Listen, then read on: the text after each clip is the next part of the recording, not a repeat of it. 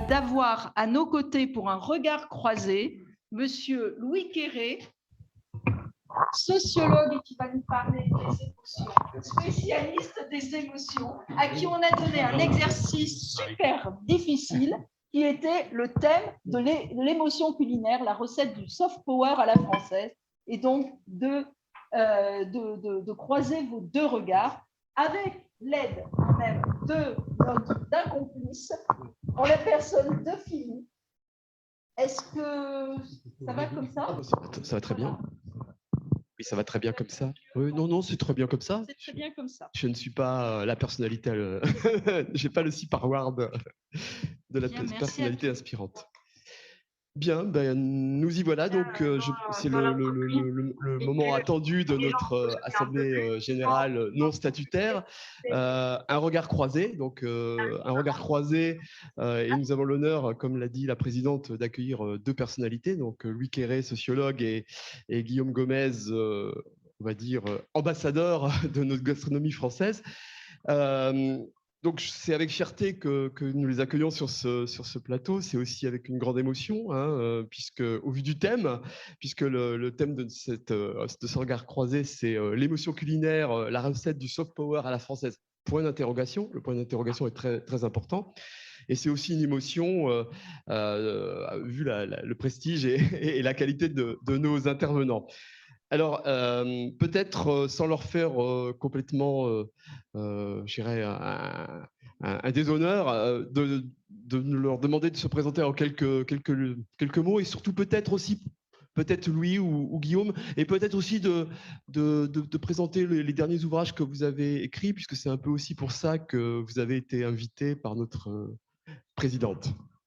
Oui, bon, vous commencez. Voilà, bonjour à tous. Je vois que l'image a déjà présenté tout à l'heure, effectivement, mes thèmes de recherche. Je suis né dans une famille d'agriculteurs du Baléon finistérien qui avait été fortement éprouvé à la fin de la guerre.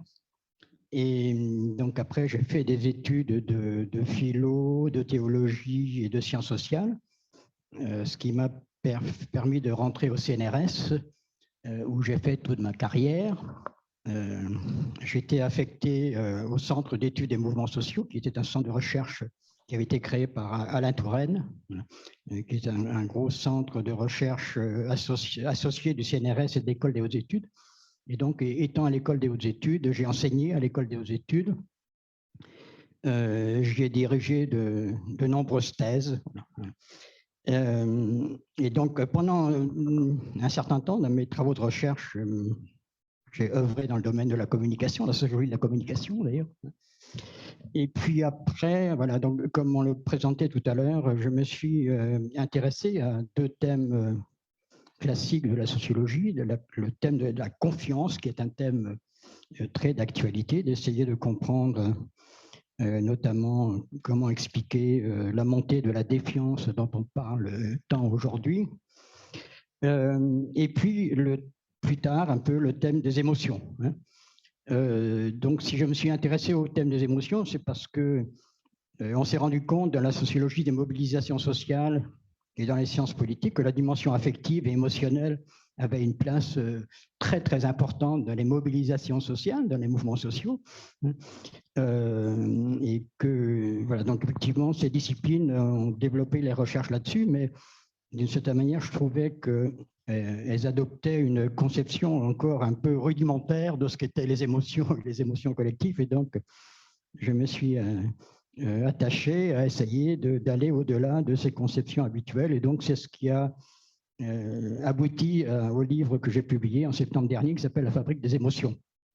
D'ailleurs, je vais ajouter que si je me suis intéressé d'abord à la question des émotions dans les mobilisations sociales, c'est parce que, habitant en bordure de la baie de Saint-Brieuc, où le problème des algues vertes est un problème important, je m'étais intéressé aux conflits qui opposaient depuis 10-15 ans, les écologistes et les agriculteurs.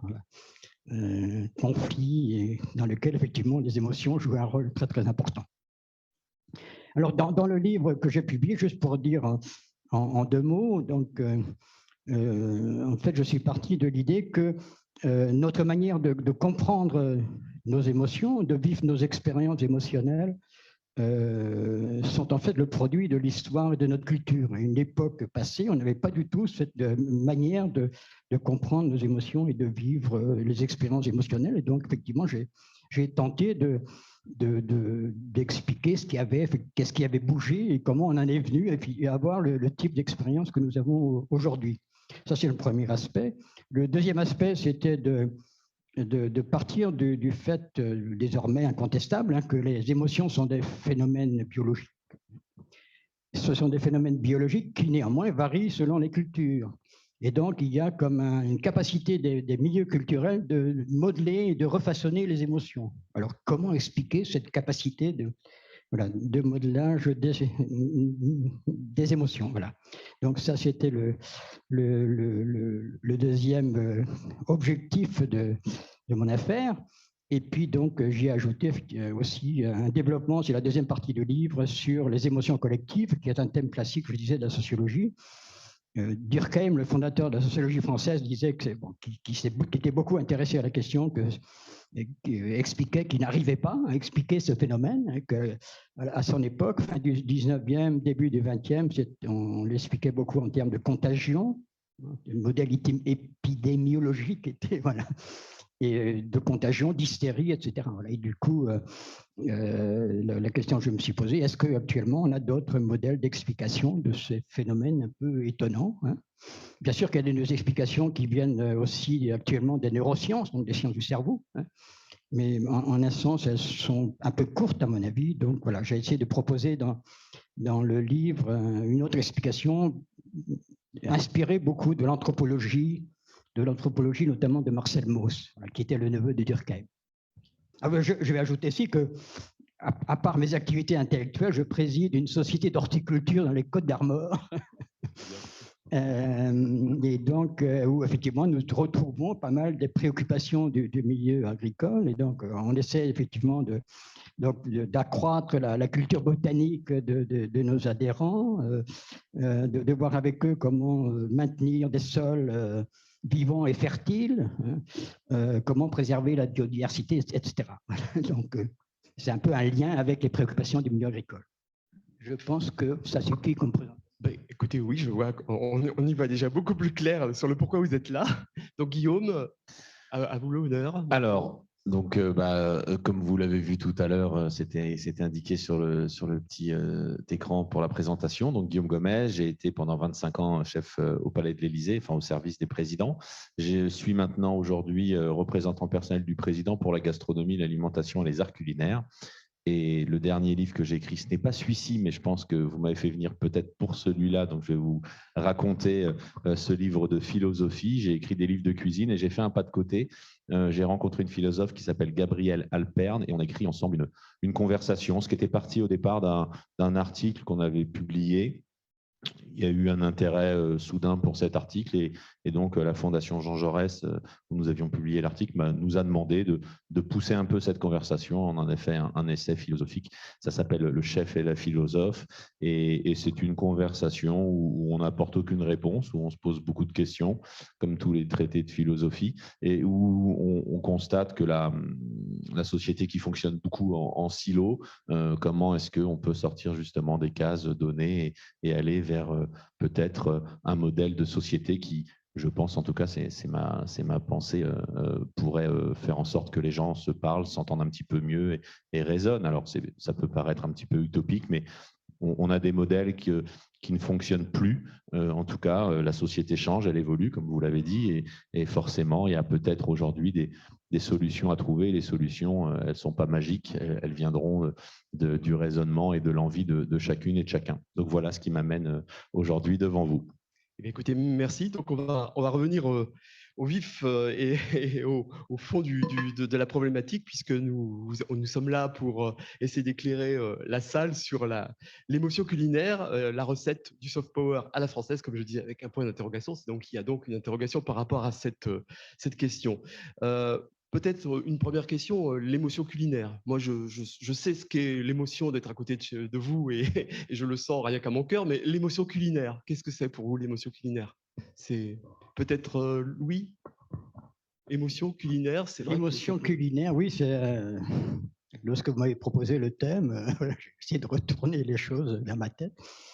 Et moi, je me suis dit qu'en fait, il fallait envisager, enfin, je vous soumets la proposition, envisager les choses à la fois du point de vue du cuisinier et du point de vue du consommateur. Et les émotions ne sont pas les mêmes. Voilà. Et donc, alors là, côté cuisinier, je ne sais pas, je vous soumets mes supputations intellectuelles. Hein. Donc, je suppose que les émotions interviennent à différents niveaux dans le travail d'un cuisinier. Comme dans tout travail, je pense effectivement, quand on fait un travail, au fur et à mesure qu'on avance, en fait, il y a une sorte de, j'appelle ça de valuation affective des résultats obtenus. Hein. Et ce sont les affects et les émotions qui font cette évaluation. Hein. Et c'est cette évaluation qui fait progresser ou bien qui me dit ben non, ça ne va pas, ce que j'ai obtenu, ça ne colle pas, donc il faut que je me réoriente, ou alors si ça marche, je peux continuer. Hein. Donc là, il y a moi ce que j'appelle un travail de l'émotion, parce qu'effectivement, je n'ai pas tout à l'heure évoqué la chose, mais depuis Darwin, si on veut, qui a publié en 1872 un livre impressionnant sur l'expression des émotions chez l'homme et les animaux, il y a l'idée que les émotions ont une utilité. Hein. Elles servent à quelque chose. Et chez Darwin, effectivement, ça permet aux êtres vivants de survivre, hein, et de faire face à différentes situations dans lesquelles... Alors moi, dans le livre, j'ai introduit, effectivement, après, donc effectivement, il y a cette idée les émotions ne sont pas simplement utiles, mais il y a une fonction, une fonctionnalité. Comment définir cette fonctionnalité ? Alors bon, les philosophes depuis ont beaucoup posé la question, mais ils n'ont pas beaucoup répondu. Et donc, dans mon livre, j'essaie de construire une réponse autour de la notion de travail des émotions. Alors, donc, ça, c'est un premier niveau du travail des émotions, c'est dans le travail lui-même, hein, dans la progression, dans la gestion du travail lui-même. Après, il y a sans doute un second niveau qui est au niveau, à ce moment-là, de la création, de cette manière. Parce que pour moi, un cuisinier, je pense qu'il y a des cuisiniers qui sont plutôt des techniciens, donc qui s'appuient sur leur savoir-faire. Alors, la mise en œuvre de savoir-faire ne requiert peut-être pas beaucoup d'émotions, je ne sais pas. Et d'autre part, un produit uniquement technique ne suscite pas non plus sans doute beaucoup d'émotions chez le... Voilà. Par contre, un créateur donc, qui imagine, qui expérimente toutes sortes de choses. Hein. Et donc, effectivement, dans ce travail de création et d'imagination, je suppose qu'il est animé par des émotions très, très fortes. Hein.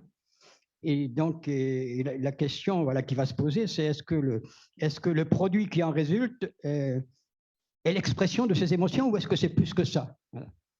Donc voilà, ça c'est mon côté cuisinier, donc vous me direz si je vais viser juste ou pas.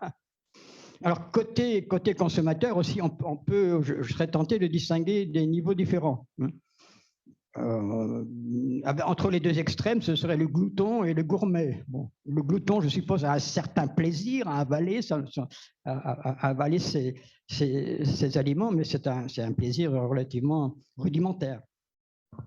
À un niveau un peu supérieur, effectivement, apparaissent, si on veut, des sensations de contentement, d'agrément qui sont un peu différents. On va dire, qu'est-ce que c'est bon, qu'est-ce que c'est beau, qu'est-ce que ça sent bon, etc. Donc là, on a une expression de sentiments et d'émotions liées à ce qu'on consomme.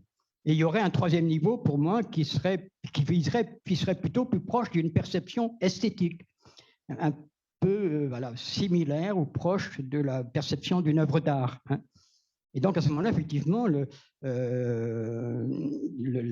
y a la capacité du plat qui est préparé à activer, si on veut, la recherche perceptive du consommateur. Et donc, effectivement, ces sens vont être en éveil. Hein. Et donc, effectivement, ce n'est pas simplement le goût. Hein. Et ça, on l'a souvent dit, hein, que sont impliqués tous les sens, en fait, hein, le goût, l'odorat, l'œil, la vision, hein, le nez, le toucher aussi. Je pense que Louis, il est beaucoup moins, enfin, je ne sais pas. Voilà. Et donc, effectivement, voilà, cette émotion proprement gustative, proprement esthétique, effectivement, serait liée à cette, voilà, à cette activation d'une recherche, voilà, perceptive. Voilà. Et d'autre part, effectivement, à l'opposé du glouton, le consommateur gourmet il va prendre son temps, il va pas se précipiter, il va pas, voilà, hein, il va prendre le temps effectivement de sentir, et donc son acte de sentir va être conscient, voilà, hein. Donc il y aurait toute une série comme ça de caractérisation, donc qui permettrait effectivement de différencier ces niveaux d'émotion culinaire, enfin, mais c'est pas uniquement culinaire en fait, parce qu'il y a aussi à la base c'est alimentaire, quoi, hein. Mais dans le troisième niveau serait effectivement la proximité, si on veut, du produit fabriqué par le cuisinier avec une œuvre d'art, hein. Voilà.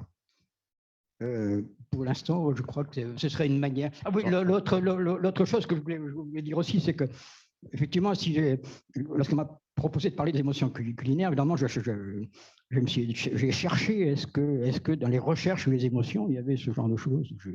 Je n'ai réussi à rien trouver. Par contre, il y a beaucoup de choses sur l'histoire du goût, sur ses variations culturelles, etc. Et il y a aussi beaucoup de choses sur le dégoût, hein. En fait, il se trouve dans la psychologie des émotions, le dégoût est considéré comme une émotion de base, hein. Donc, il y a 6 émotions de base pour les psychologues. Il y a la colère, la peur, la joie, la tristesse, la surprise et le dégoût. Voilà. Et le dégoût fait partie de cette manière des émotions, alors, plutôt alimentaires de cette manière, hein. Et donc, effectivement, s'il y a quelque chose à quoi on peut donner une utilité ou une fonctionnalité précise, c'est le dégoût. C'est-à-dire, entre autres, ça permet aux êtres vivants de ne pas s'empoisonner et de se garder de choses, voilà, qui les rebutent, à la fois par le goût, par l'odorat, par la vue, etc. Alors, Guillaume, comment vous réagissez? Alors, est-ce que vous mettez de l'émotion lorsque vous faites un plat et est-ce que vous ressentez l'émotion de vos convives une fois que le plat est je pense que tout a été dit parce que je vous rejoins totalement. Il y a des émotions qui sont différentes, bien sûr, par le fait est-ce qu'on fait à manger ou est-ce que l'on consomme. Après, l'émotion qu'un cuisinier, qu'un artisan peut tirer, et vous l'avez dit, c'est la joie du travail accompli avant tout, puisque c'est un métier qu'on fait pour l'autre. On cuisine rarement pour soi. L'acte de cuisiner se fait essentiellement pour l'autre. Donc, c'est en effet ce lien à l'émotion que l'on peut ressentir.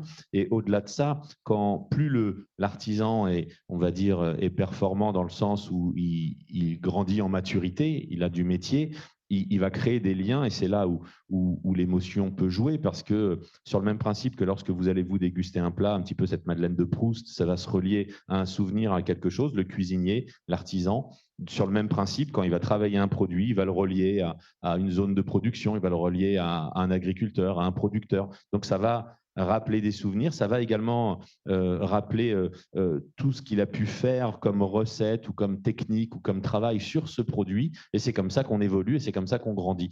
Donc l'émotion, on n'est pas des robots, on n'est pas des machines, bien évidemment, elle est importante pour pouvoir toujours s'améliorer et vous l'avez parfaitement expliqué, c'est le fait de se dire est-ce que je continue, est-ce que je tire de la joie à faire ce travail, c'est là où les sens sont différents en fonction quand vous êtes en cuisine, au piano ou si vous êtes à table, mais c'est vrai que nous, le toucher est un sens essentiel en cuisine, l'odeur, bien sûr, la vue, parce que le produit travaillé, voilà, le goût ne vient que tardivement, on passe pas, malgré tout, on passe pas nos journées à manger, enfin pas tous, mais en tout cas, voilà, c'est quelque chose qui va intervenir plus tard. Et après, de l'autre côté, en effet, lorsque le plat est servi, vous avez devant vous une assiette, un plat, un dessert, peu importe. C'est également le cas avec un vin. Vous avez le travail de quelqu'un qui arrive, donc l'émotion que vous en tirez déjà, la satisfaction que vous pouvez tirer de ce plat-là, c'est du travail qui a été accompli pour vous en tant qu'acte de consommateur. Quand vous ouvrez une bouteille de vin, vous n'y êtes quasiment pour rien, à part le fait de l'avoir peut-être achetée et ouverte en tout cas, mais si le vin est bon, ce n'est pas grâce à vous. Et donc l'émotion que vous allez en tirer sera différente de celle de faire peut-être directement la cuisine ou de faire directement votre vin.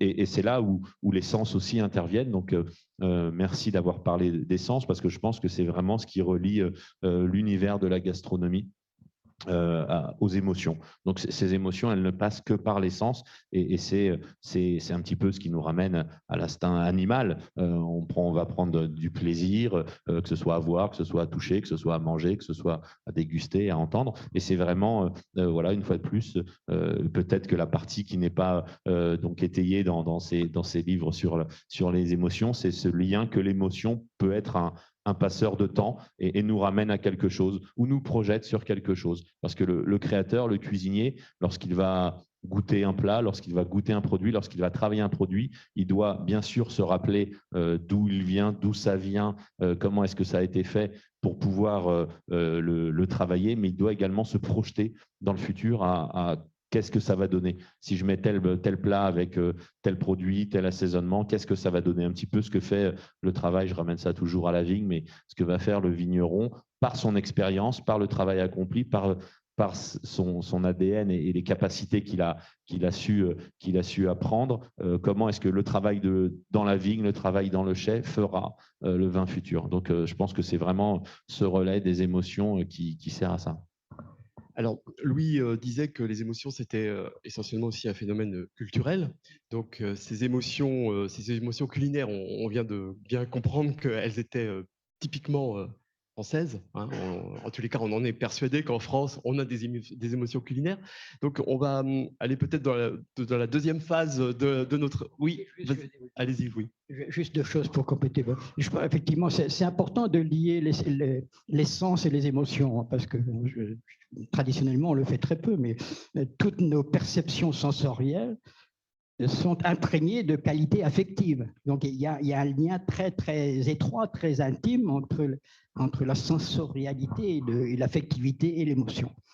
Le deuxième point que je voulais dire, c'est de dire effectivement que c'est rare qu'on mange seul dans un restaurant. Hein. Donc, il y a l'aspect partage. Bon, bien sûr, il y a l'aspect convivialité.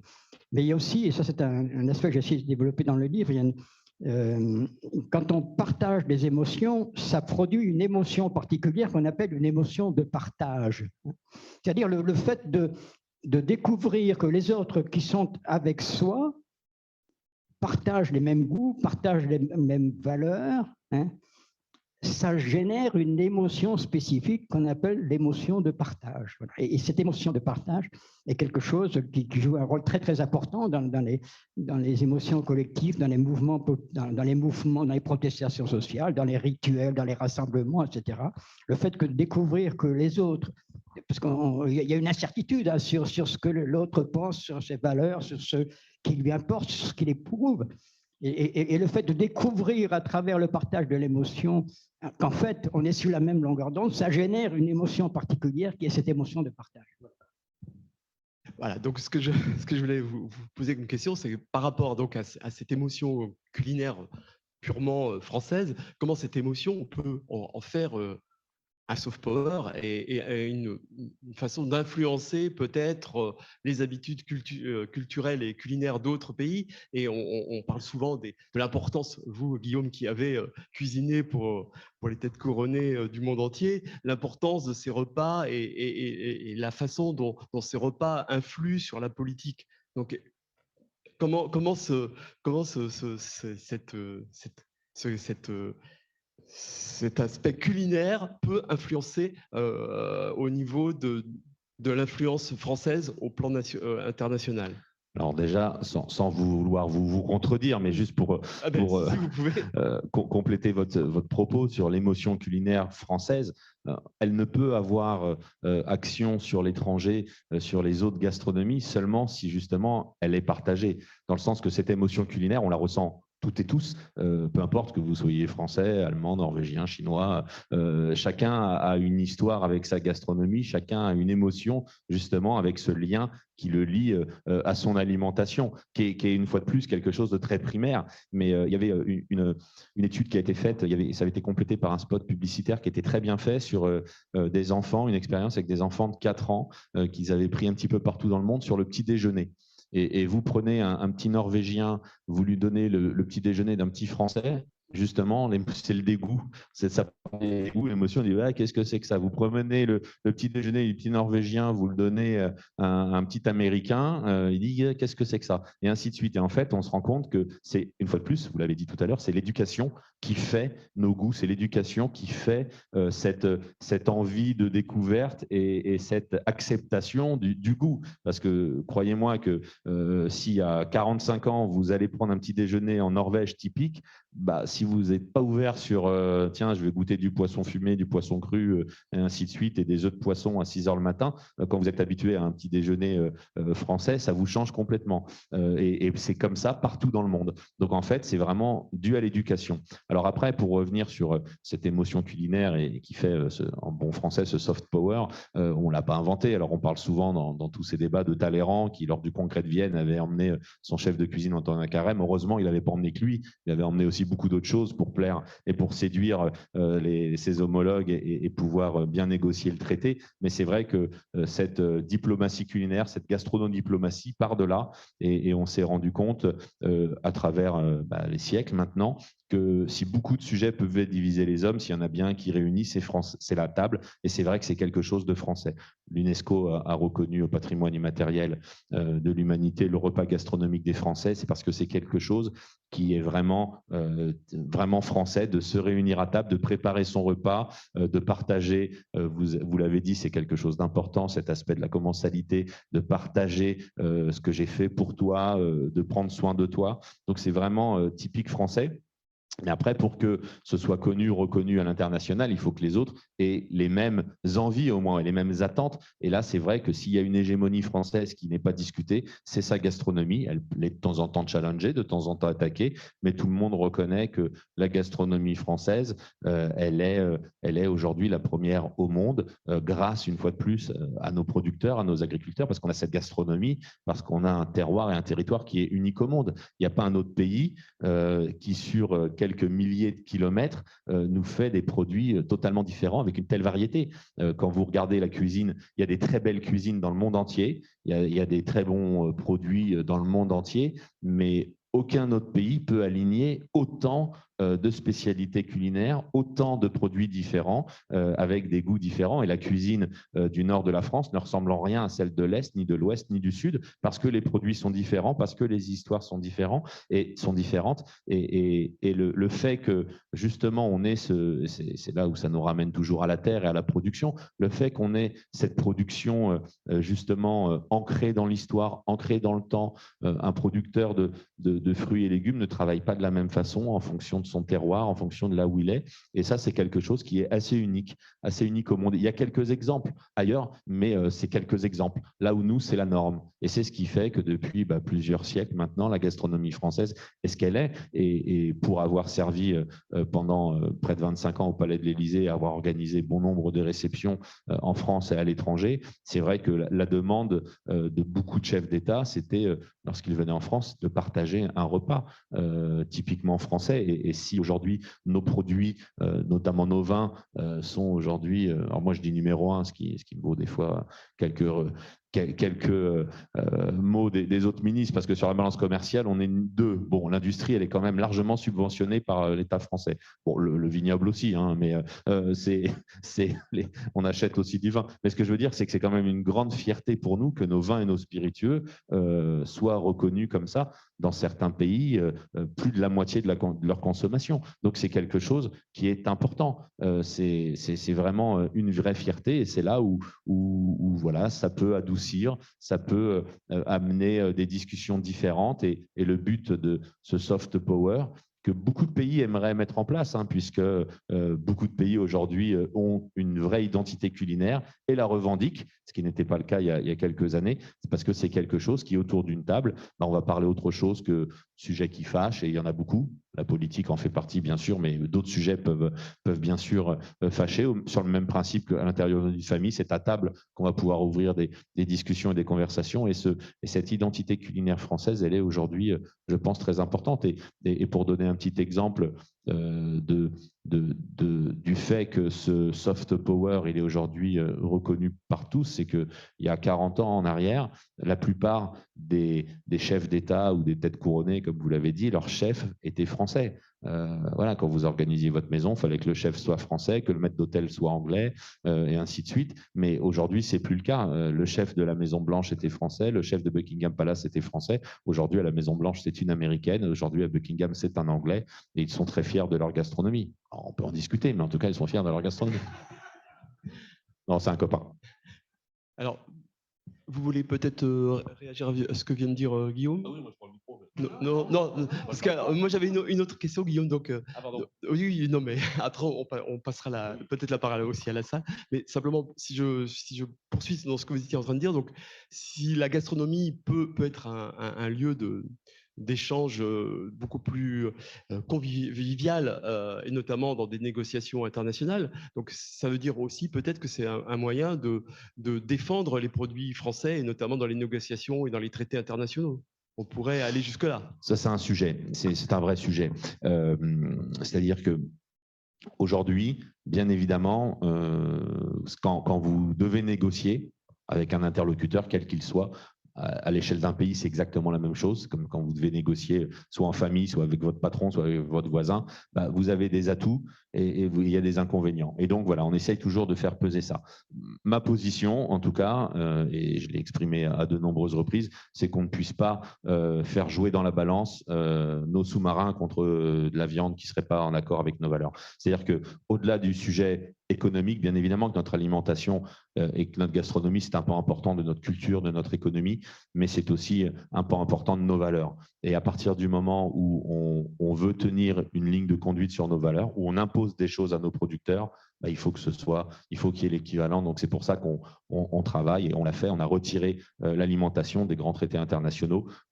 C'est assez récent, pour pas qu'on puisse justement avoir une concurrence déloyale sur les modes de production, parce que la gastronomie française, au-delà de ce qu'on a évoqué en termes économiques, bien évidemment, c'est un pan de notre économie pour nos territoires très importante. C'est un pan par rapport justement à ce soft power de notre attractivité et de notre rayonnement très important. C'est 90 milliards d'euros de chiffre d'affaires, la restauration et le tourisme aujourd'hui en France. Donc tout ça, ça part quand même de vos champs, enfin ça part des produits. Donc c'est quelque chose d'important, mais au-delà de ça, la France, surtout à l'international, ce qu'elle défend, ce sont ses valeurs, liberté, égalité, fraternité. Et ça passe par sa gastronomie, ça passe par le partage, ça passe par les valeurs que l'on veut transmettre à travers cette alimentation et cette gastronomie. Et c'est aussi le devoir que l'on a, et c'est le discours que je tiens quand je suis face à des gens de l'agroalimentaire, c'est que lorsque on doit défendre une alimentation, un modèle alimentaire, lorsqu'on est un industriel de l'agroalimentaire français, puisque ce sont beaucoup eux qui exportent à l'international,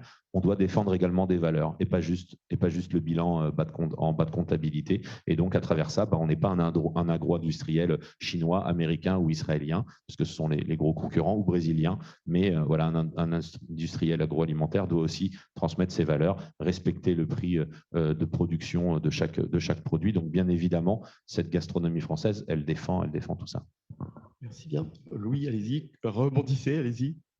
Je suis complètement d'accord avec vous, ce que vous dites, votre insistance sur les phénomènes d'éducation. Bon, ça c'est effectivement, donc éducation des sens, éducation de l'acte de manger, de goûter, etc. Je voulais juste, je ne sais pas s'il y a un soft power à la française. Ce qui m'intéressait, c'était la notion de soft power par rapport à la question des émotions. Actuellement, s'il y a une antinomie du soft power, il n'y a qu'à regarder ce qui se passe en Ukraine, à la fois la force et le chantage alimentaire, etc. Donc, dans l'idée de soft power, il y a quand même l'idée d'un pouvoir de persuasion, de persuasion sans contrainte. Et donc, du coup, je me suis demandé, est-ce que dans la cuisine, il y a quelque chose comme ça, un pouvoir de persuasion, de convaincre sans contraindre, hein. Et je pense effectivement, on peut répondre sous les deux aspects, sous l'aspect technique du savoir-faire, etc., et sous l'aspect artistique, de cette manière, hein. Sous l'aspect technique, moi, je suis lecteur d'un grand philosophe français qui s'appelle Gilbert Simondon, qui avait écrit un livre du mode d'existence des objets techniques, effectivement, qui montrait, qui soutenait l'idée que la technique, l'invention, hein, il y a une invention dans la cuisine, est un mode, effectivement, un mode d'information inédit, hein. Et donc, celui qui reçoit et se familiarise avec cette technique, en fait, accède en quelque sorte à l'acte de création lui-même. Et donc, effectivement, pour lui, c'était la communication ou l'information qui se fait par la technique était le summum, d'une certaine manière, de la relation interhumaine. Voilà. Donc, par le biais de la technique, il y a un pouvoir de conviction et de persuasion. Et sur l'aspect artistique, c'est aussi évident. Si on prend effectivement le pouvoir de communication d'une œuvre d'art, c'est bien un pouvoir de communication sans contrainte, c'est un pouvoir de persuasion. Et donc, et pourquoi il en est ainsi? Tout simplement parce que le propre d'une œuvre d'art, c'est de faire participer celui qui la reçoit, qui la perçoit, à des significations, à des valeurs qui ne lui était pas venu jusque-là, donc qu'il n'avait pas expérimenté jusque-là et qui peut découvrir à travers. Voilà. Et donc là aussi, il y a une forme de soft power, voilà, qui est propre, voilà, à cette dimension artistique de la cuisine. Voilà. Non, mais l'éducation, rapidement, pour revenir sur ce mot-là, parce que vous avez parlé tout à l'heure, j'ai vu, on parlait des portes ouvertes pour l'IGNA. C'est quelque chose, je pense, qui est essentiel et c'est aussi ce à quoi contribue cette gastronomie française, notamment l'internationale, c'est de transmettre une fois de plus des valeurs, mais ça passera forcément par l'éducation. Alors moi, je milite depuis de nombreuses années pour qu'on remette des cours de cuisine à l'école, non pas pour faire des chefs de cuisine, pour en faire tout simplement des meilleurs consommateurs. Parce qu'on a beau parler saisonnalité, on a beau parler produits, traçabilité, territoire, terroir, si quand on arrive à la cantine, on a des nuggets frites, arrive à un moment, on s'y perd un petit peu, surtout quand on a 5 ans. Donc, c'est quelque chose qui, je pense, est essentiel et j'ai accepté de parrainer les Journées nationales de l'agriculture. Et justement, c'est d'avoir cet aspect ouverture du travail que vous faites, que font nos producteurs pour aller vers l'autre. Parce que c'est une erreur de penser, même si on communique, même si on le dit, que les gens savent ce qu'on fait en fait. Et nous, on le voit dans les cuisines, vous seriez étonné du nombre de jeunes professionnels qui n'ont jamais mis les pieds dans une exploitation, qui n'ont jamais qui ne savent pas comment ça se passe. Enfin, et même pas que dans notre métier, il y a quand même beaucoup de gens qui ne savent pas que pour avoir du lait, il faut un veau. Il y en a qui pensent encore que les vaches, elles font du lait comme ça.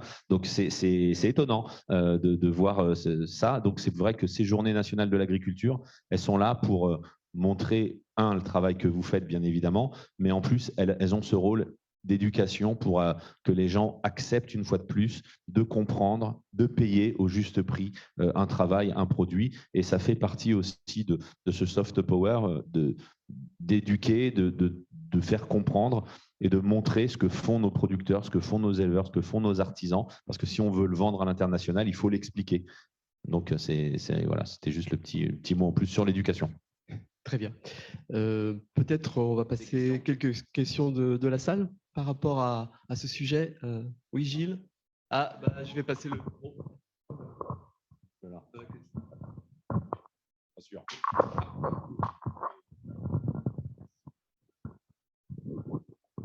Bonjour, vous avez très bien exprimé tout à l'heure le fait que nous avons une gastronomie qui est réputée mondialement, que c'est vraiment un support de notre orgueil.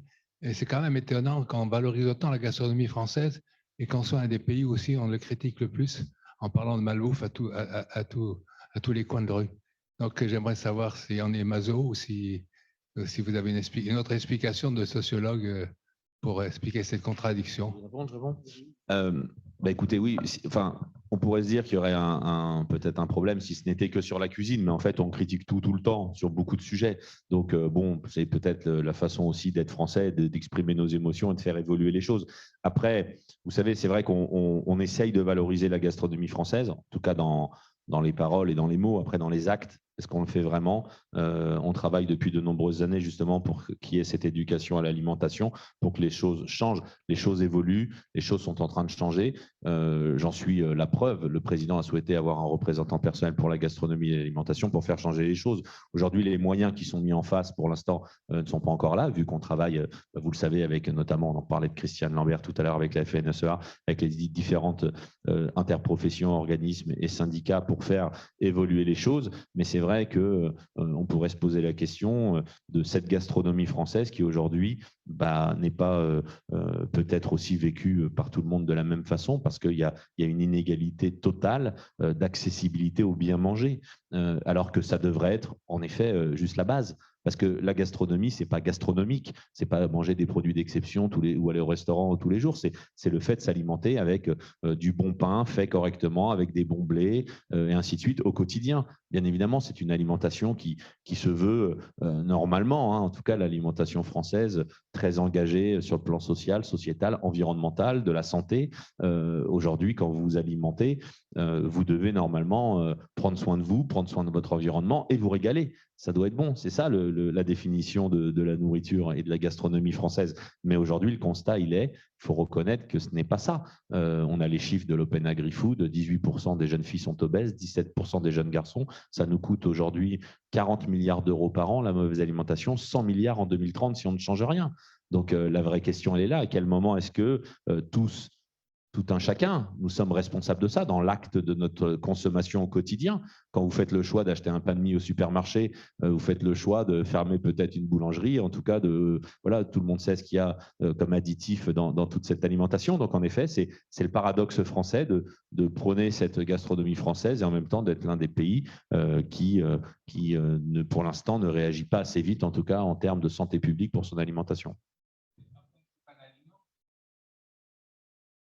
C'est un tout. C'est le régime nutritionnel, bien évidemment, mais c'est aussi l'aliment. Il y a certains aliments, on ne va pas faire de pub pour les aliments qu'on ne veut pas consommer, mais c'est bien sûr la façon dont on le mange. Mais après, si tous les aliments étaient, quand on parle aliments, je parle des produits transformés, si tous les produits qui étaient à disposition du consommateur, le consommateur, il n'est pas boulanger, il n'est pas charcutier, il n'est pas cuisinier. Quand il va acheter quelque chose, il ne le fait pas dans le but de ne pas prendre soin de sa santé. Voilà, il le fait peut-être par gourmandise, il le fait peut-être par tout ça. Donc, ça passera, par un volet éducatif, peut-être en effet pour lui expliquer, avoir quelques notions de nutrition, mais ensuite, dans le fait même de s'alimenter aujourd'hui, on voit bien que l'alimentation des années 2020 n'est pas la même de celle des années 2000, qui n'est pas la même de celle des années 80. Ne serait-ce que j'étais hier sur le salon Restocco, c'est quand même 10 millions de repas qui sont servis par jour dans la restauration collective. Là où il faut commencer à vraiment faire évoluer les choses, c'est dans ce secteur-là, et ils le font depuis de nombreuses années. Et il y a des gens vraiment passionnés qui sont aux cuisines dans la restauration collective, mais bien évidemment, ce serait mentir que de se dire que c'est que ça partout. On le voit bien, quand vous interrogez les enfants, ils vous disent « on mange mal à la cantine ». Pas tous, mais beaucoup. Alors beaucoup, ils disent qu'ils mangent mal à la cantine parce qu'il y a des légumes et des choses comme ça, ils ne veulent pas manger. Mais quand on fait le constat, il est réel. 20% d'obésité. Alors, on va me dire, oh, mais il y a des pays, c'est 30. Oui, il y a des pays, c'est 30. Mais est-ce qu'on va aller vers ça? Je ne pense pas. Donc voilà, donc la réalité, elle est qu'aujourd'hui, le modèle que l'on a établi ne fonctionne pas. Voilà. Donc il faut qu'on puisse tous ensemble, collectivement, travailler à aller vers une alimentation qui soit plus en accord avec ce que l'on souhaite, une alimentation, une fois de plus, meilleure pour soi, meilleure pour l'autre et meilleure pour l'environnement. Oui. Moi, j'allais, par rapport à cette question, j'allais dire qu'il y avait, je ne sais pas, 3 facteurs qu'on pouvait prendre en considération. Il y a un facteur social, effectivement, je pense, qui cumule à la fois une question de moyens d'accès et d'éducation. Après, il y a l'effet de la mondialisation. Bon, effectivement, il n'y a plus que la cuisine française. Et donc, effectivement, dans les cuisines disponibles, il y a pas mal de malbouffe. Donc, c'est vrai. Et puis peut-être un troisième facteur qui est important, qui est une conséquence du développement d'une société de plus en plus individualiste. on mange de moins en moins ensemble, mais surtout, cela se traduit par le fait que il y a une nouvelle maladie qui s'est développée, je ne rappelle plus son nom, et qui est d'être complètement angoissé en permanence parce qu'on va manger. Hein. Et que donc les gens qui sont atteints par cette maladie, ils passent tout leur temps à savoir ce qu'ils vont manger, à chercher, etc. Et ça, je pense que c'est une conséquence effectivement d'une forme d'évolution sociale vers l'individualisme, vers le repli sur soi, vers la recherche du seul accomplissement personnel, enfin des choses comme ça. Hein.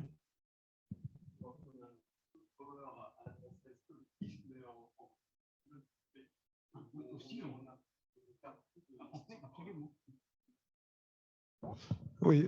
Alors, tout d'abord, merci beaucoup pour la vision que vous nous donnez, vraiment très, pas différente, mais très complémentaire l'un et l'autre, et très enrichissante surtout. Moi, j'ai une question, je voudrais revenir en fait sur le titre de ce regard croisé, l'émotion culinaire. Pour moi, l'émotion culinaire, c'est avant tout du plaisir. Et ce mot plaisir, je ne l'ai pas trop entendu dans votre bouche. Et est-ce que ce n'est pas par le plaisir qu'on pourrait faire passer justement cette recette du soft power? Et je reprendrai un peu un slogan que nos parents ou grands-parents ont dit en 1968, « Faites l'amour, pas la guerre ». Est-ce qu'on ne pourrait pas dire aujourd'hui « Faites la cuisine et pas la guerre ». Est-ce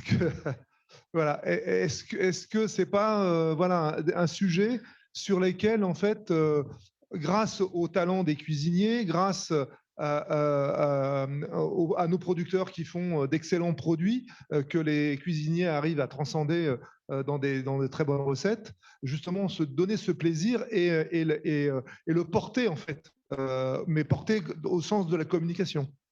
Oui, alors moi je l'ai dit tout à l'heure, le mot plaisir peut-être rapidement, mais quand on parlait des émotions, justement, parce que la cuisine, elle ne sert qu'à ça, la cuisine, ou la technique, quand on parlait de la technique, si elle n'est pas au service du goût, elle ne sert à rien en cuisine en tout cas. Après, en mécanique sûrement, en cuisine, nous, le plat, il a beau être tout ce que vous voulez, très technique, très beau, très visuel, s'il n'est pas bon, ça ne sert à rien du tout, du moins en cuisine.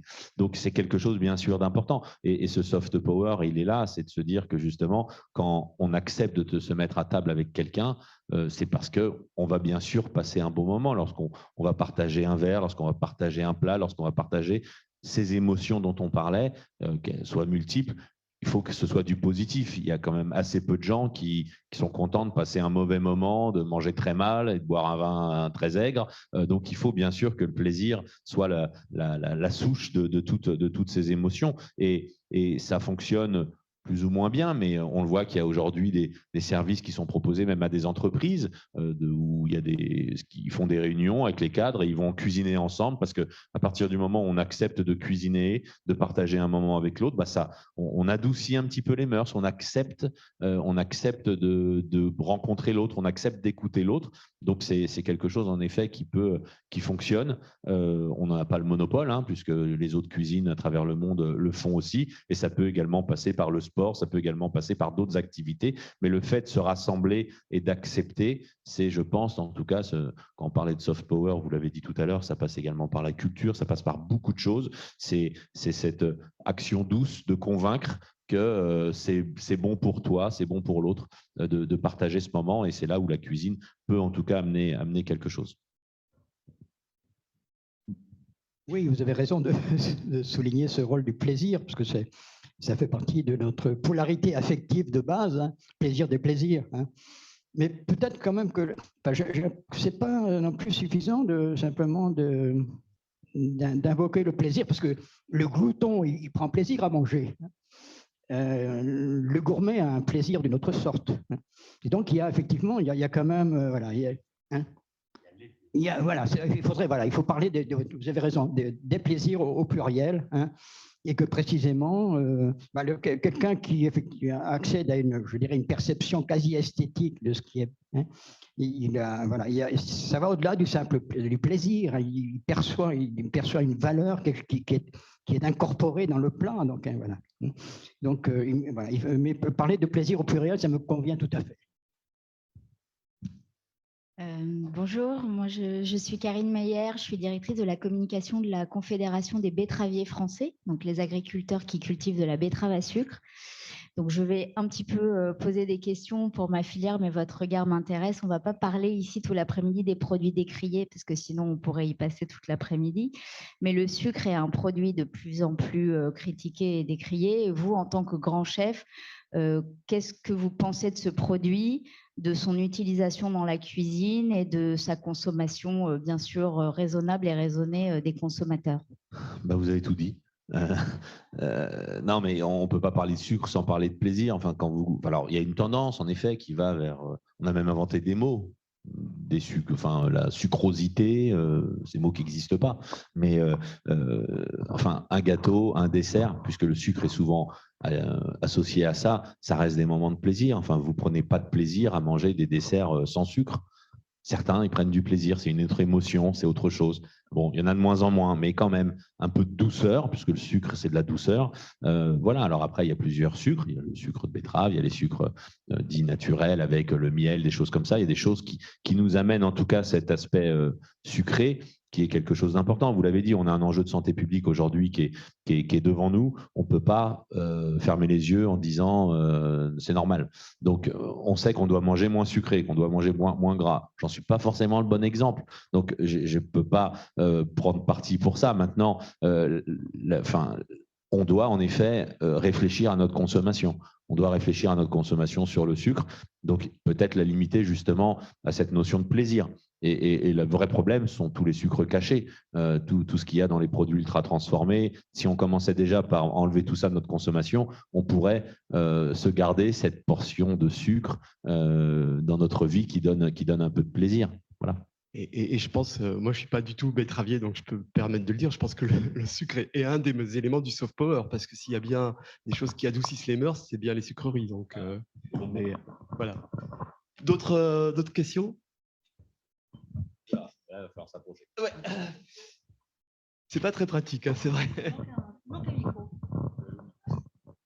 Bonjour, Thierry Baillet, agriculteur et communicant sur YouTube depuis quelques années pour expliquer mon métier.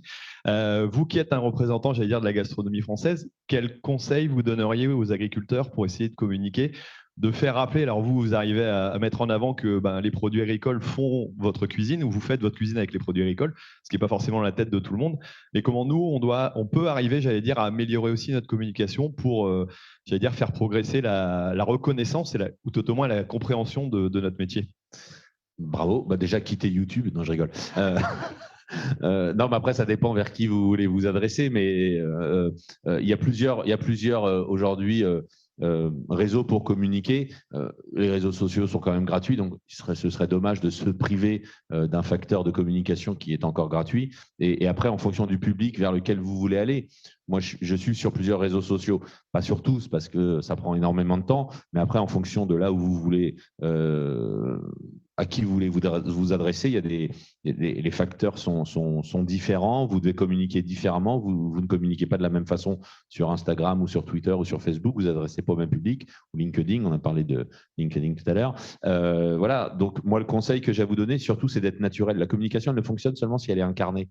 Tout ce qui passe par des community managers, il y en a peut-être quelques-uns dans la salle, alors je ne veux pas dire de mal de ce métier-là, mais en fait, ça ne fonctionne pas. Ça fonctionne un peu pour toucher des gens, mais ce n'est pas parce que vous avez X centaines de personnes qui vous suivent ou X milliers que ça sert à quelque chose en fait. Donc à partir du moment, il faut déjà savoir pourquoi est-ce que vous voulez le faire. Est-ce que c'est par péché d'orgueil, vous voulez avoir votre tête, ça peut aussi fonctionner un peu. Mais si vous voulez faire connaître votre métier, si vous voulez vendre quelque chose, vous n'allez pas vous adresser au même public. Et surtout, ce qu'il faut, c'est que ce soit vous tout simplement, et les gens iront vers ça parce que ça vous ressemble. Et donc les agriculteurs, aujourd'hui, sur le même principe que ces journées nationales de l'agriculture, moi je pense, et il y en a certains qui le font, j'en suis quelques-uns sur les réseaux sociaux, ils nous montrent ce que c'est le quotidien d'un agriculteur, avec les bons et les mauvais côtés. On ne se raconte pas d'histoire. Oui, il faut se lever tôt. Oui, il faut se coucher tard. Oui, c'est du travail. Vous y prenez du plaisir, d'autres n'y prendraient pas de plaisir. Le but, ce n'est pas de convaincre les gens que vous avez la plus belle des vies. Le but est de convaincre les gens que vous êtes heureux dans ce que vous faites et pourquoi est-ce que le travail que vous faites, il est essentiel.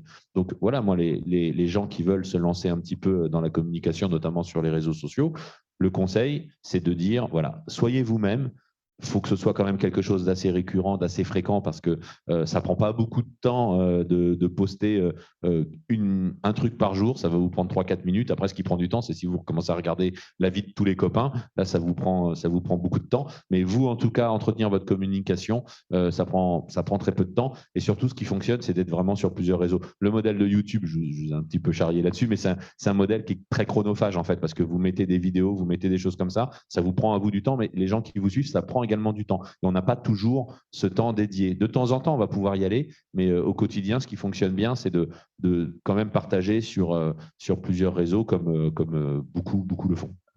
Et d'ailleurs, on a parlé d'émotions culinaires comme soft power, mais je pense que les émotions qu'émettent notamment les agri-tutos sur les réseaux sociaux sont aussi un soft power à la française, parce que ça permet de faire passer de très bonnes images positives sur l'agriculture. Et surtout de couper court à des contre-vérités, voire même des mensonges qui peuvent être malheureusement votre lot quotidien. Donc c'est bien quand il y a des questions, que les réponses soient apportées par les gens qui font, plutôt que par ceux qui pensent. Tout à fait. Une question, parce que est-ce que c'est aussi le conseil que vous auriez aussi un apprenti cuisinier? Soyez vous-même. Oui, mais un apprenti cuisinier, ce qu'on va lui demander justement, c'est de ne pas rester lui-même, c'est d'évoluer un petit peu. Donc, il faut l'apprenti, ce que je leur conseille, déjà, c'est d'écouter, c'est de comprendre et c'est d'absorber. On ne leur demande pas de savoir-faire. Ils sont apprentis, ils sont là pour apprendre justement ce métier. Ce qui va être primordial pour eux, c'est leur capacité d'absorption et de redonner justement ce qu'ils auront appris avec leur histoire, avec leur ADN, avec là où ils sont. Un apprenti n'apprend pas de la même façon quand il est en milieu urbain ou en milieu non urbain, en fonction de son histoire personnelle. Est-ce que ses parents cuisinaient? Est-ce que ses parents ne cuisinaient pas? Ce n'est pas pour ça qu'il sera moins bon, mais le parcours sera différent. Donc voilà, c'est toujours avec l'apprentissage, c'est quelque chose, il n'y a pas de formule magique. On est très bon en France sur l'apprentissage parce que justement, on n'a pas de formule magique et que chaque maître d'apprentissage adapte sa façon de transmettre à son apprenti. J'en ai eu quand même quelques-uns, moi, dans ma carrière professionnelle. C'est pas du bis repetita à longueur de journée. On doit s'adapter au public et on doit s'adapter aux jeunes que l'on a en face de nous. Est-ce qu'on a encore le temps d'autres questions?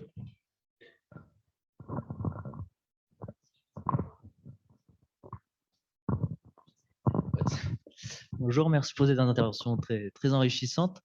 L'émotion culinaire, du coup, en fait, elle est très liée à la tradition culinaire française, qui elle-même est très liée à la protéine animale. Or, dans ce changement de modèle, on nous parle souvent du fait de passer cette transition de la protéine animale à la protéine végétale, ou en tout cas d'avoir une meilleure balance entre les deux. Et ça, c'est pas toujours facile au point de vue des consommateurs. Donc, comment on fait pour ne pas froisser l'émotion finalement du consommateur français ou même étranger dans cette transition vers une gastronomie peut-être plus végétalisée? Or, quand on va dans un bistrot traditionnel français, c'est quand même très dur de trouver des recettes qui soient sans protéines végétales du tout. Animales, Alors, je réponds. Merci de faire de la pub pour le livre qui vient de sortir, La cuisine des végétaux, des fruits et légumes de nos territoires. Donc, je viens de faire un livre sur justement cette cuisine végétale. Et ce n'est pas une ode au véganisme, c'est tout simplement le fait, en effet, de répondre à cette question et de se dire qu'aujourd'hui, je n'aurais pas eu ce discours devant vous il y a peut-être 50 ans, déjà parce que je n'étais pas là, mais en effet, ce n'était pas du tout dans notre instinct d'adapter notre modèle de consommation à ce que l'on souhaitait faire de notre modèle alimentaire, tout simplement parce que l'époque a changé. Plus personne ne passe 4 heures à table à manger 30 plats comme on pouvait le faire au début du siècle. Et aujourd'hui, en effet, il y a une demande, parce qu'on le sait, de mieux s'alimenter. Alors, ça ne veut pas dire plus manger de protéines animales, mais ça veut dire tout simplement de la manger différemment. Et je peux vous en parler, puisque je me souviens, il y a presque une vingtaine d'années maintenant, d'une réunion un petit peu chaude au Salon de l'Agriculture avec l'interprofession notamment des bouchers. Un boucher, il y a 20 ans, ce qu'il voulait, c'était que chaque Français mange 4 kilos de viande par jour. Et donc, c'était pas possible. Et quand il a fallu leur dire, attendez, il faut changer cette mentalité, il faut changer ça, bah, c'était les premiers impactés quand même. Et c'était des histoires de femmes et d'hommes. Il y avait de l'émotion derrière.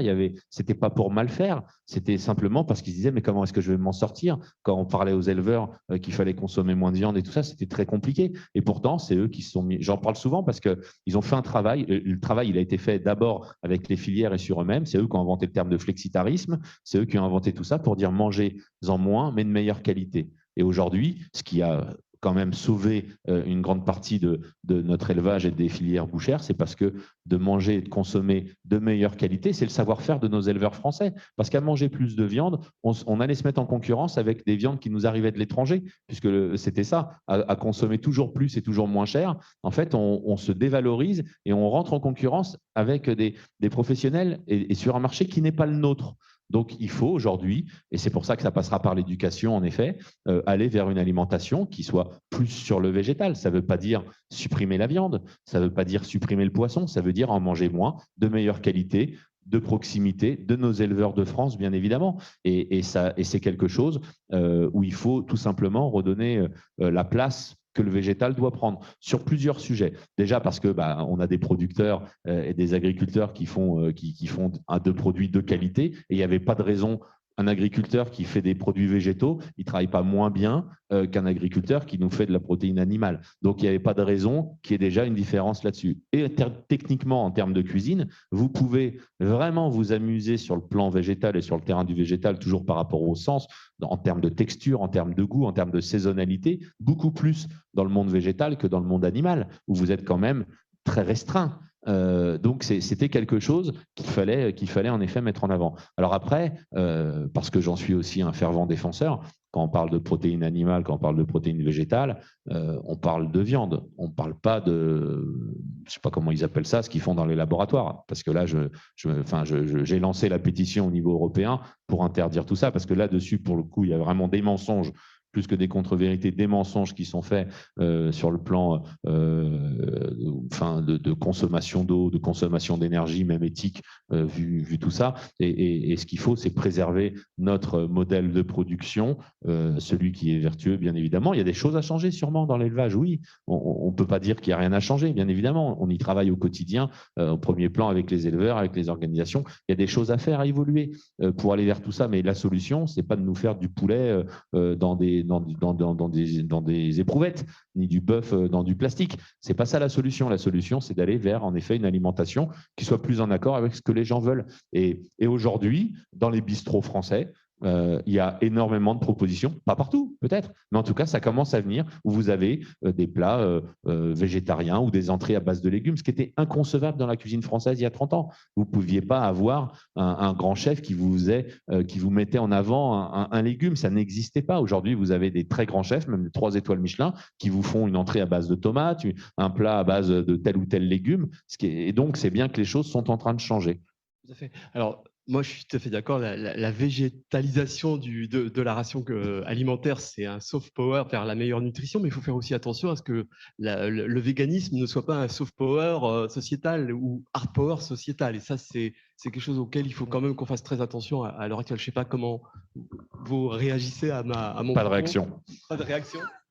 Non, mais il faut partir du principe que l'alimentation, il y a des préceptes d'alimentation qui sont donnés. Enfin, la nutrition, c'est pas que ça vous plaise ou que ça vous plaise pas, c'est comme ça. Trop de sucre, c'est pas bon. Trop de viande, c'est pas bon. Donc, il y a des choses qui sont comme ça. C'est établi. C'est pas nous qui les. Enfin voilà, c'est comme ça. Maintenant, chacun est libre de faire un peu ce qu'il veut à partir du moment où il est éduqué à ça, où on ne lui ment pas, où on ne lui cache pas les choses sur tel ou tel produit, ou quand il pense manger un steak, c'est un steak. C'est pas autre chose qu'un steak, ainsi de suite. Et à partir du moment où il veut manger un plat de lentilles, il mange un plat de lentilles. Enfin, je veux dire, il n'y a pas de sujet. Et ça peut être très bon. Et c'est là où le cuisinier, justement, doit apporter cette technique et ce savoir-faire pour faire en sorte que un plat de légumes, c'est pas triste. Un plat de légumes, c'est pas juste quand on est au régime. Un plat de légumes, c'est pas juste à la vapeur. Vous pouvez, et d'ailleurs, un plat de légumes, ça vous fait pas maigrir. Selon comment c'est cuisiné. C'est une erreur de penser qu'en mangeant X kilos de fruits, vous allez maigrir. Donc voilà, ce qu'il faut, c'est juste savoir s'alimenter. Et ça s'apprend. Et chacun a sa place dans notre modèle alimentaire en France. Et tous nos producteurs, tous nos agriculteurs ont un rôle essentiel à jouer, autant ceux qui nous font des élevages et de la viande que ceux qui nous font des légumes. Et pour le coup, ça, c'est un soft power. Là, il y a une réaction. À quoi vous pensiez quand vous aviez en tête l'idée d'un phénomène sociétal? Je pensais à justement c'est-à-dire que ce qui vient d'être dit, c'est-à-dire que le soft power, le fait de mettre du végétal dans la ration nutritionnelle, c'est une évidence, c'est bien. Le fait d'avoir une alimentation équilibrée, c'est bien, mais de là à faire un diktat, c'est-à-dire de dire il faut manger que du végétal, alors là pour moi c'est plus du soft power, c'est du hard power. C'était ça que je pensais à nos amis éleveurs qui se font taguer leur bâtiment, etc. Ça, c'est pas admissible. Voilà. Après, sur le plan sociétal, on peut aussi avoir une évolution des goûts, hein, parce qu'effectivement, historiquement, il y a eu des quantités d'évolution de goûts comme ça. Est-ce qu'à l'époque contemporaine, est-ce qu'il n'y aurait pas quelque chose comme une évolution du goût, hein, dont une des dimensions serait cet aspect-là? Je ne sais pas. Oui, évolution, mais pas imposition d'un modèle. L'homme est omnivore, il doit manger de tout. Alors, sur cette bonne remarque, une autre question? Vous avez d'autres questions? Ah, monsieur. Ah, là-bas.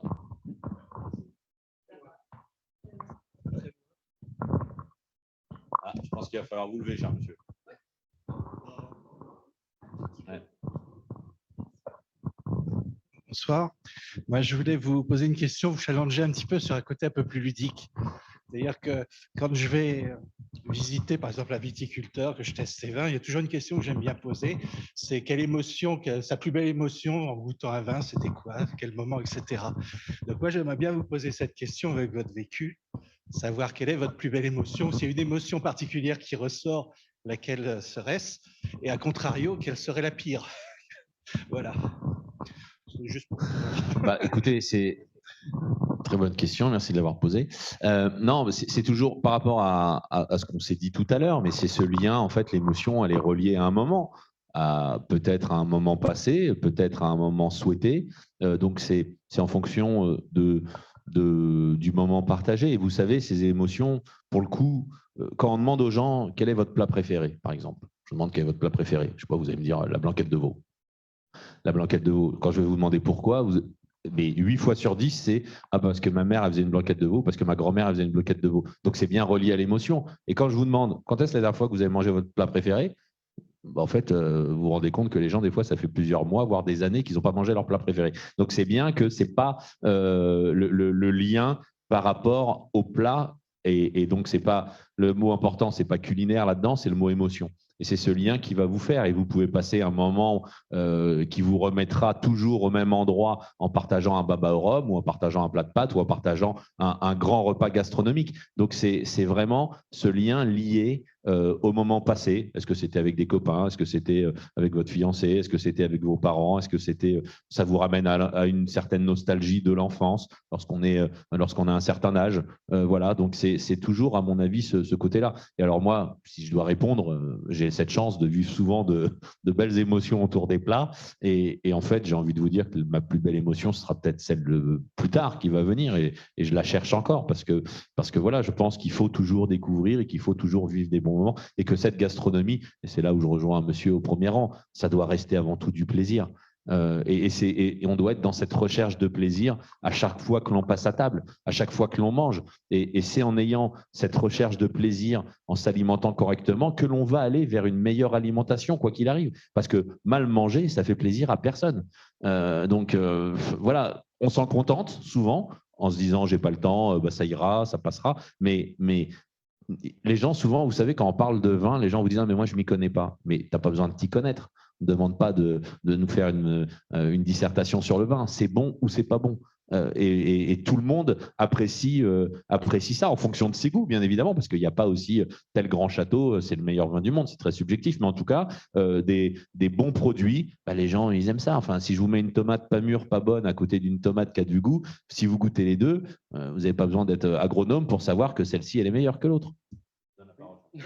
Non, j'allais vous poser la question. Est-ce que n'interviennent pas des critères d'harmonie et de discordance? On pourrait dire effectivement qu'une émotion désagréable, on va l'éprouver face à quelque chose qui est discordant. Hein. Tandis qu'une émotion vraiment agréable, s'il y a de l'harmonie entre le goût, l'odorat, la vision, etc., il y a des chances pour qu'on ait une émotion très positive, ou presque une extase. Donc voilà, ce lien relié au sens qui fait que l'émotion qui va en sortir. Est-ce que vous avez d'autres questions? Une dernière question dans la salle? Oui. Oui. On dit 17h. Si. Il reste 20 minutes. Alors, Stéphane, viens. Bonsoir Stéphane Netter.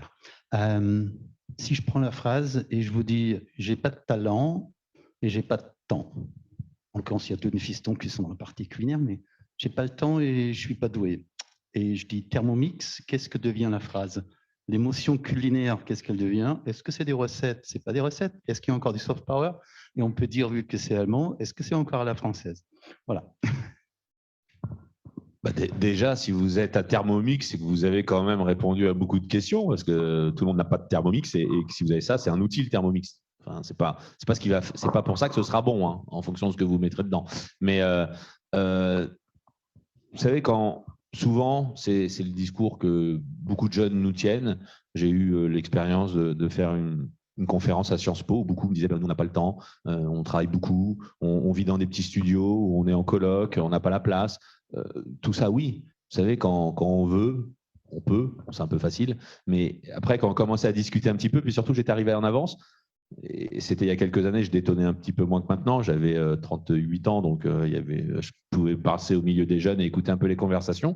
Et quand on a eu tout ça, bien évidemment, et je pense qu'on peut trouver des réponses en face de chaque questionnement. Et quand on me dit qu'on n'a pas de temps de cuisiner, quand on parle avec les gens, souvent ils ont regardé, alors pour certains, toute la ligue de football, d'autres Netflix, des séries que je ne connais même pas, certains, je ne sais pas trop quoi, d'autres ont lu X trucs ou sont allés faire X choses. Donc en fait, c'est juste une question de priorité.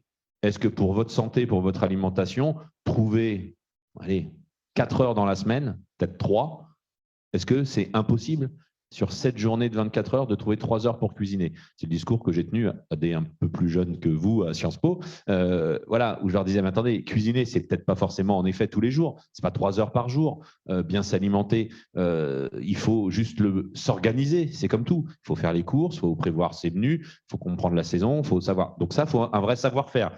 Quand on ne sait pas, il y a peut-être des gens qui savent. Est-ce que les étudiants que j'avais à Sciences Po, j'ai dit peut-être que parmi vous, il y a peut-être un parent, un tata, une mamie, un pépé, je sais pas, qui sait un peu cuisiner, qui peut vous transmettre quelque chose.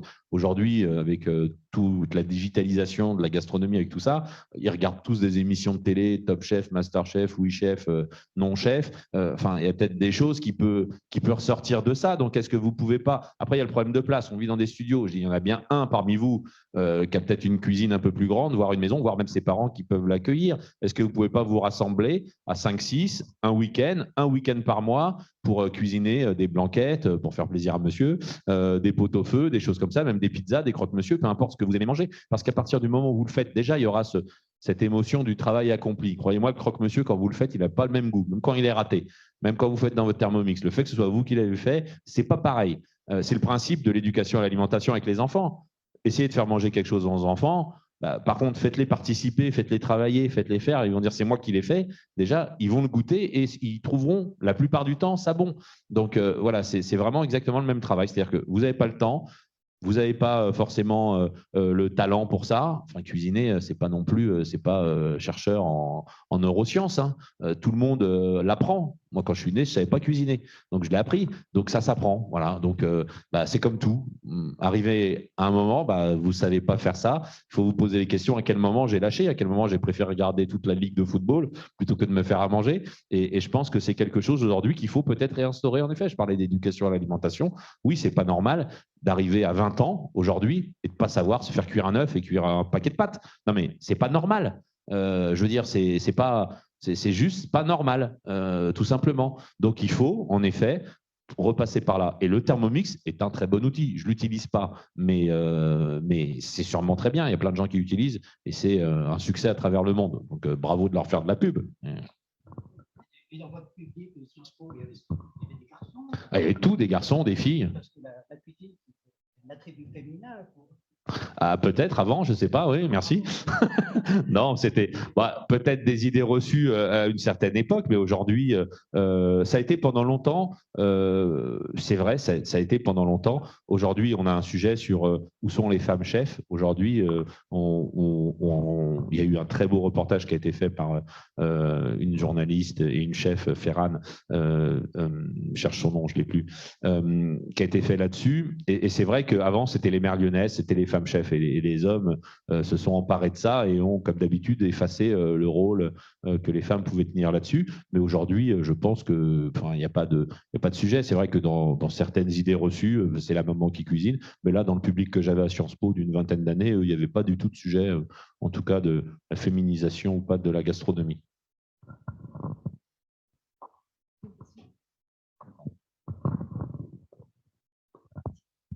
Bonjour, merci de nous passer le micro. Merci pour ces interventions. Alors, moi, j'aurais une question pour Louis, si vous permettez. Je m'appelle François, je cuisine beaucoup. Je suis en charge des questions de communication dans le secteur élevage et viande. La question qui me taraude, c'est, Louis Quéré, quand vous nous dites que il y a à notre époque une relocalisation des sentiments à l'époque moderne dans l'intériorité du moi. Donc on voit bien qu'il y a une sorte d'avènement de l'émotionnel. Nous qui sommes en charge de questions de communication, est-ce que vous nous expliquez que finalement, que pour les communications, voire les informations, voire les actions de pédagogie, mieux vaut passer par l'émotionnel, ou très majoritairement, je remets mes lunettes si tu me prends en photo, mieux vaut-il passer par l'émotionnel, parce qu'on voit bien que le rationnel passe pas, ou passe très très difficilement. Et une question subsidiaire, est-ce que à notre époque, donc, comme vous dites, est-ce que l'émotionnel passe plus facilement par les valeurs féminines? Par les valeurs féminines. Il y a plusieurs questions. Une double question, pardon. Voilà, oui. Oui, donc effectivement, donc en fait, dans la première question a trait à ce que je disais tout à l'heure, essayer de décrire notre manière moderne de comprendre nos émotions et l'expérience émotionnelle. Je viens de lire un livre tout à fait étonnant d'un de mes collègues historiens du Moyen-Âge, qui s'appelle Le cloître des ombres de Jean-Claude Schmitt, où il raconte, donc c'est une histoire qui se passe au XIIIe siècle dans un monastère cistercien en Allemagne, où l'abbé se confie à un de ses moines et qui transcrit ce qu'il écrit.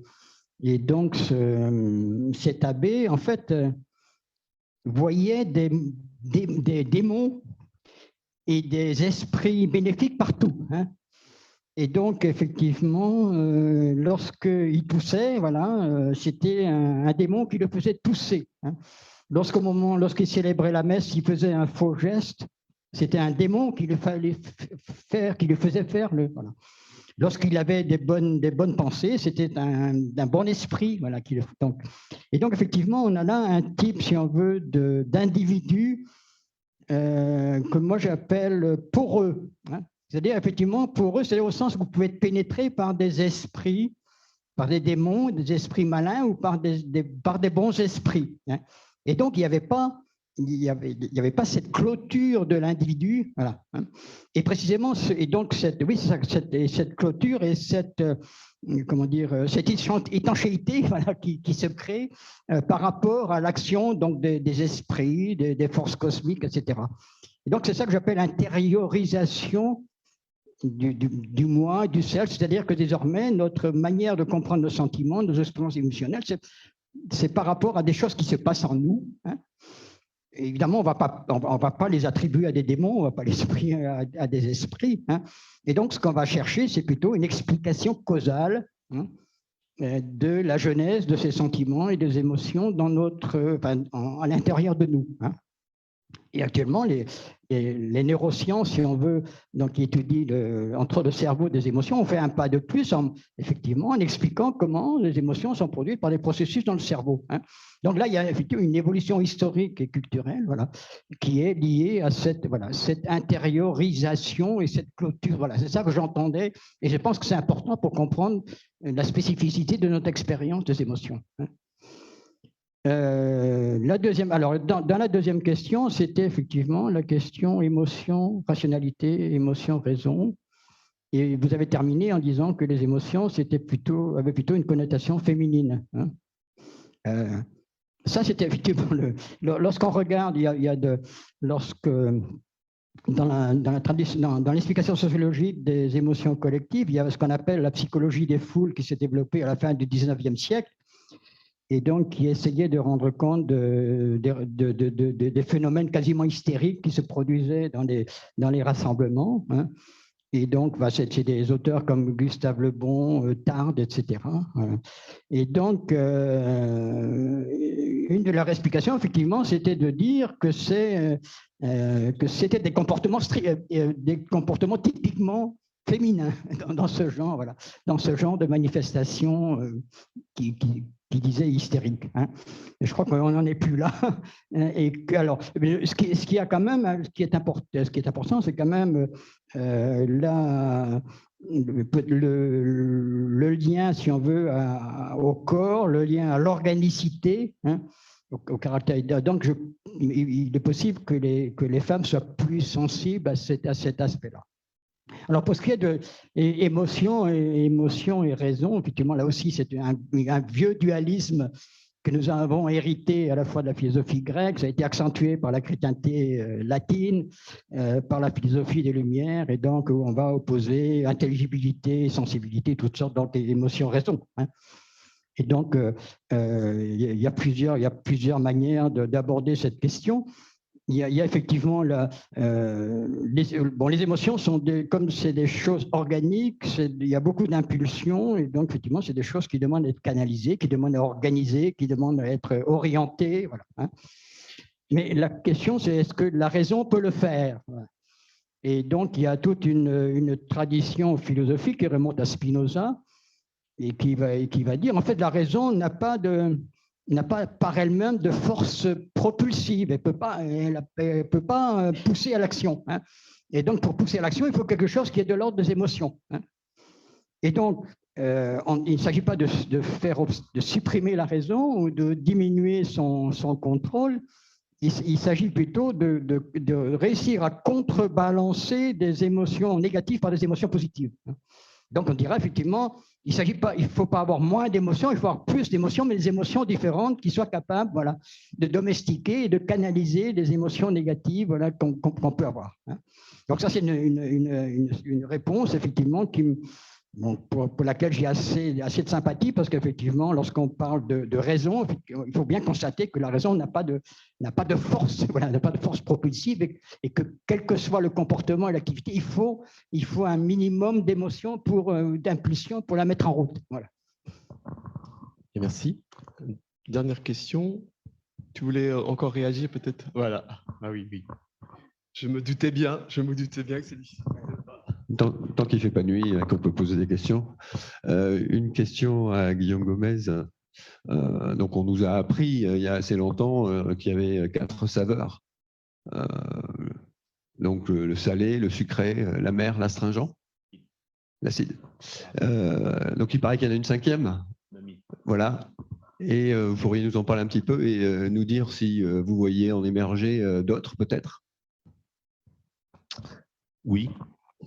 Et non. C'était court. Non, oui. Déjà, revenir un petit peu sur les émotions, si ça ne vous dérange pas, et par rapport justement à cette féminisation. Moi, je pense qu'une émotion, justement, ça n'a pas de genre. Quand vous mangez un plat, il vous plaît, vous fichez de savoir si c'est un homme ou si c'est une femme qui l'a fait. Quand vous regardez un tableau, s'il vous plaît, vous fichez de savoir si le peintre est un homme ou une femme. Pareil sur un texte. Donc, bon, voilà, je pense que c'est quelque chose qui aujourd'hui, c'était peut-être pas le cas à l'époque de tous ces beaux penseurs, parce que d'ailleurs, c'est que des hommes qui ont écrit sur tout ça. Peut-être qu'une femme aurait eu un autre avis, mais c'est vraiment, enfin, moi, je pense qu'aujourd'hui, on est sorti de ça, sorti de cette idée, il n'y a pas de cuisine féminine ou de cuisine masculine, et d'autant plus qu'il n'y a pas d'émotion masculine ou d'émotion féminine liées à un goût, à un visuel, à un art. Alors, ah, d'accord. Pardon, je ne regarde pas Top Chef, mais je les aime beaucoup, hein, ils sont très gentils. Alors, pour répondre à votre question sur le goût, c'est vrai qu'on a, parce qu'il fallait bien identifier ça, certains goûts entre le salé, l'acide, l'amer, le sucré, qui sont des goûts qui sont quand même très différents des uns des autres. Parce que là, pour le coup, une fois de plus, ça fonctionne avec des gamins de 4 ans. Vous leur faites goûter du sucre, ils savent ce que c'est sucré. Vous faites goûter du jus de citron, ils savent ce que... Enfin, quand vous expliquez le sucré, l'acide, ils le comprennent tout de suite. Vous pouvez leur poser la question des semaines plus tard, quand quelque chose d'acide, de sucré, d'amer, voilà, ils le savent. L'umami, c'est déjà un petit peu plus... Aujourd'hui encore, j'ai toujours pas compris. Alors, certains de mes collègues chefs qui, eux, sont beaucoup plus intelligents que moi, ils voient une grande différence.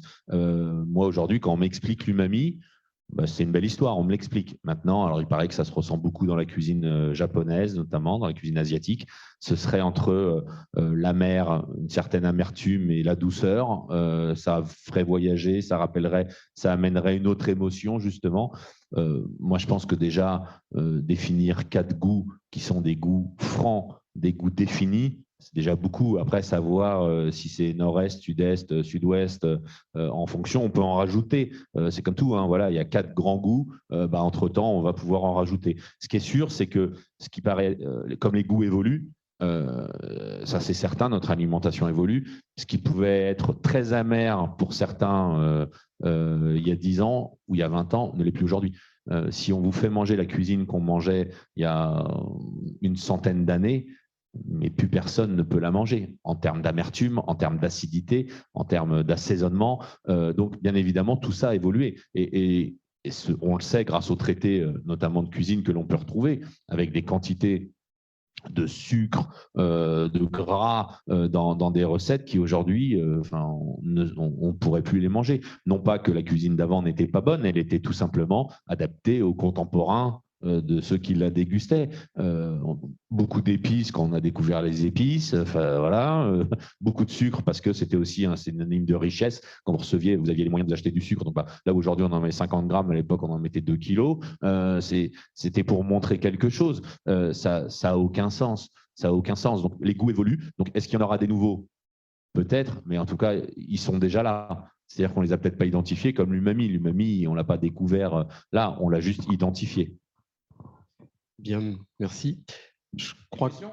Non, je pense qu'on va... Parce que je voulais laisser un petit peu la parole aussi à notre présidente. Donc, pour conclure, je vous remercie parce que je pense que grâce à vous, on peut retirer le point d'interrogation. Hein. Je pense que maintenant, on est persuadé que l'émotion culinaire est une recette du soft power à la française. Je pense aussi que du coup, ça nous laisse peut-être un champ d'activité pour le CIRPA, parce que comment nous, on peut contribuer à ce soft power. Et c'est une bonne transition pour laisser la conclusion à notre présidente. J'espère qu'elle a eu de l'émotion.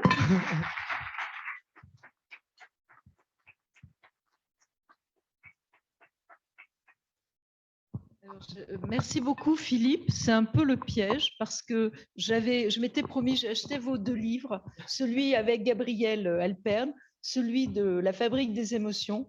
J'ai commencé et je dois reconnaître que je n'ai pas terminé les 2. Pourtant, l'un est tout petit et l'autre est beaucoup plus gros, beaucoup plus épais. Mais comme j'ai l'habitude, pour avoir des émotions, justement, j'adore en avoir à travers les livres. Du coup, je commence 5-10 livres en même temps. Et voilà, et au gré du moment. Et c'est vrai, moi, j'ai adoré l'émotion culinaire. C'est Stéphane qui a trouvé ce titre, l'émotion culinaire, la recette du soft power à la française. Et au début, moi, je n'ai pas bien compris ce que ça voulait dire. Je me suis dit, ah, c'est un joli titre, mais qu'est-ce que ça m'évoque à moi?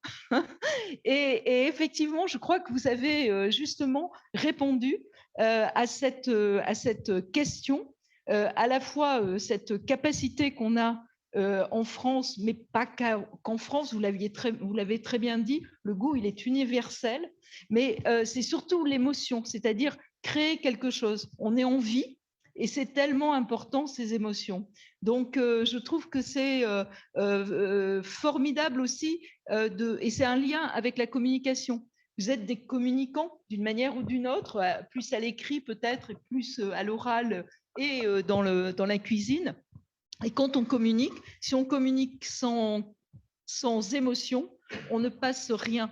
Et c'est tout ce que l'on retrouve à la fois dans vos livres, dans les articles universitaires que vous avez pu rédiger, et comme dans ce que vous avez créé, et que vous continuez d'ailleurs à travers le monde, et à travers la France d'abord, à créer. Donc, merci beaucoup pour ces belles choses que vous nous avez fait vivre.